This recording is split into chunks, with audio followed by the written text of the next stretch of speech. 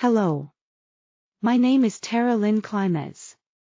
I am reaching out through this form of technology to give a more personal touch to my story.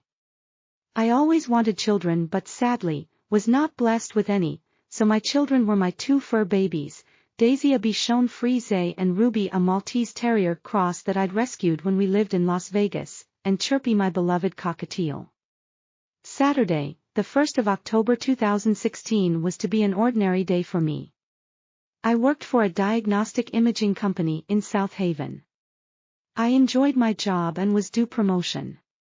I guess you could say I was popular due to my ease of working with patients and staff. On Saturdays I'd do my housework, clean out Chirpy's cage, and some yard work at the little house Tommy and I had rented in February of 2015. The house next door had been purchased as a short sale. There was lots of loud music and the sounds of power tools being used by friends of the homeowner that day. Tommy and I had married in 2007 in Las Vegas. He was from New Jersey. He had worked in many casinos in Las Vegas but one day, out of the blue, decided he could make better money in Mississippi. He took a job at Hollywood Casino Tunica, owned by Penn Gaming, as their director of surveillance. That afternoon I planned to take my doggies for their car ride and stop in at Walgreens. They loved having their heads out the window as I drive along. I always worried for their safety, so they were restrained in special seatbelts made for canines. It was a beautiful warm, sunny autumn day. I spoke to some girls that morning that I used to go to school with back in Canada. I had visited with them a week previous at a reunion there. Then I spoke with my mom for 45 minutes, who also lives in Canada. She truly was my best friend and I loved her and often told her so. I had visited with my mom and my stepdad during that last visit. She surprised me with us having a tour of a decommissioned submarine at Port Burwell on Lake Erie. We did some gift shopping for Thomas, whose birthday was coming up the following week. Summer clothing was on sale and I purchased some for our 10th anniversary trip next year in July, which we had booked. We enjoyed some great meals, watched movies, took a leisurely walk around town, went on a bike ride, and overall just had a wonderful visit. They loved me very much and I was so glad to have spent such quality time with them. A few days later I drove to Wasaga Beach where the girls' reunion was, and while enjoying their company one evening as we all sat around the bonfire, I received a threatening text to my phone. It made me cry in front of my friends. When I got back home from this trip, Tommy surprised me by having installed a doggy cam in the kitchen that oversaw the interior of our house. A gift to me, he said, so I could look at the app over the course of the day and check on the pets. It could be accessed by our cell phones from anywhere. I thought that was really neat. After my mom and I spoke that day, we iMessaged as I showed her homes in the area for sale online that Tommy and I were going to check out. Hopefully we would be buying one that upcoming week. My car had been hit from behind in September of 2015. I suffered injuries, and my Kia got wrecked. So the insurance award money from this accident was to be collected on Tuesday and used as a down payment. I was looking forward to be a homeowner again, and make it really comfortable for us.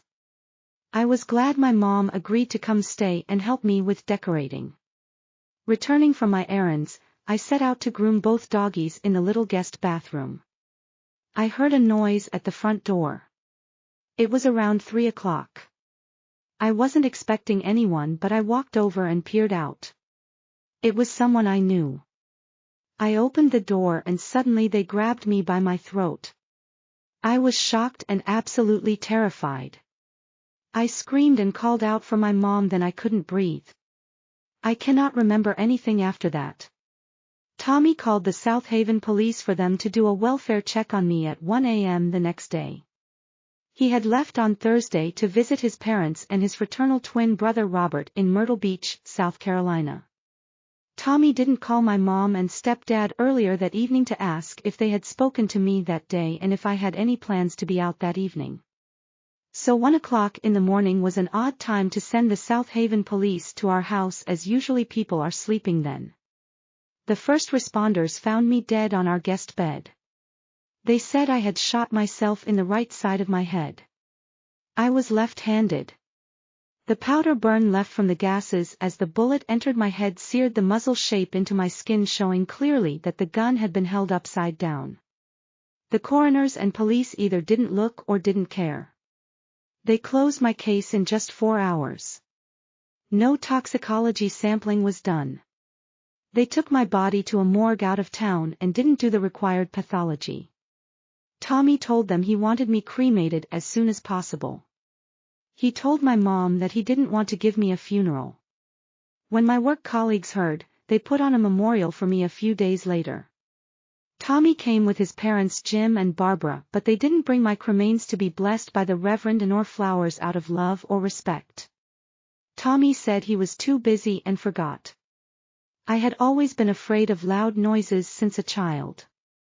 I hated guns. I would never ever want to kill myself.